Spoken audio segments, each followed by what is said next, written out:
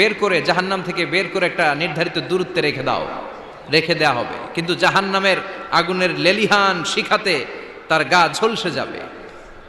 সে আল্লাহর ডেকে বলবে, মাবুদ তোমার কাছে আমি কিছু চাই না,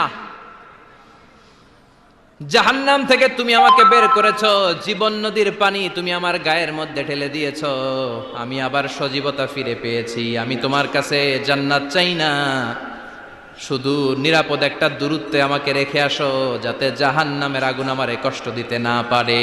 আল্লাহ, আমি কিন্তু তোমার কাছে জান্নাত চাই না। কি চাই না? জান্নাত চাই না, কিন্তু জাহান্নামের আগুন আমারে কষ্ট দিচ্ছে, এতটা দূরত্বে রাখো যাতে জাহান্নামের আগুন আমার গায়ে না লাগে। আল্লাহ বললেন, ওকে রাখবো, কিন্তু আমার সাথে একটা কন্ট্রাক্টে যেতে হবে, যে এটা তোমাকে দিলে তুমি আর নতুন করে কিছু চাবা না। সে বলবে আমি রাজি, কন্ট্রাক্ট হয়ে যাবে।